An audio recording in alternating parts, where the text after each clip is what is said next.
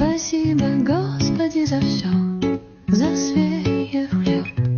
горячий чай, за пение птичек по весне, за